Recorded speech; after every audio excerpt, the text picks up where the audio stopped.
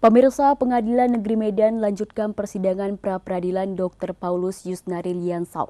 Pada persidangan ini, para kuasa hukum Dr. Paulus membawa sejumlah bukti surat dan menghadirkan saksi fakta 2 orang, serta ahli pidana forensik Dr. Robintan Sulaiman, saksi ahli dosen pada Sekolah Tinggi Ilmu Kepolisian yang menegaskan penyidik kepolisian dalam menetapkan seseorang sebagai tersangka tidak boleh melangkahi salah satu prosedur.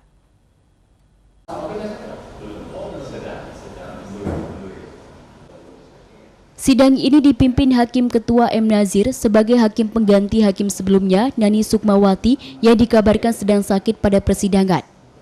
Para kuasa hukum Dr. Paulus membawa sejumlah bukti surat dan menghadirkan saksi fakta 2 orang serta ahli pidana forensik.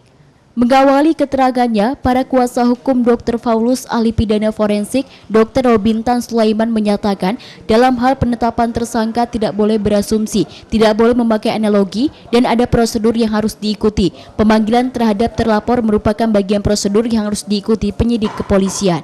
Terkait Dr. Paulus yang diklaim melakukan pengerusakan seng bekas di atas tanah miliknya dan dipersangkakan dengan pasal 406 KUHP oleh Polda Sumut, Robintan menyatakan Dr. Paulus tidak tergolong melakukan tindak pidana pengerusakan.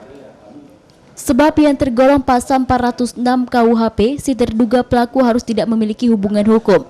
Kalau ada hubungan hukumnya bukan merupakan pengerusakan, dengan menegaskan bahwa penyidik kepolisian dalam menetapkan seseorang sebagai tersangka tidak boleh melangkahi salah satu prosedur. Ya, yang tergolong 406 itu kan bahwa si pelaku itu harus tidak memiliki hubungan hukum, need personal identity tracking terhadap objek itu. Kalau ada hubungan hukum ya bukan pengerusakan. Seperti saya misalnya merusak rumah saya sendiri kan boleh. Benar nggak?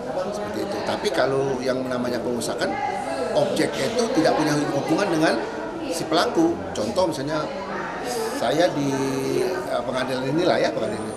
Kursinya kan bukan punya saya, tuh saya rusak 406 itu. Tapi kalau kursi itu punya saya, pengadilan punya saya, nggak bisa dikategorikan itu, ya seperti itu. Itu doktrinnya seperti itu ya.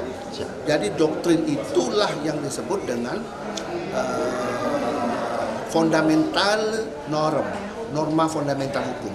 Dan kita yakin, terutama keterangan ahli, bahwa Polda terlalu prematur melakukan penetapan tersangka atas delikten kami, karena ada penisi pengerusakan berdasarkan teori-teori yang ada, itu harus dilakukan di luar bukan kepemilikan hak. Ternyata ini ada kepemilikan hak, maka dengan berarti teori pengerusakan itu tidak bisa terwujud. Untuk meyakinkan hakim memutus dan mengabulkan permohonan pra-pit tersebut terpantau pada persidangan.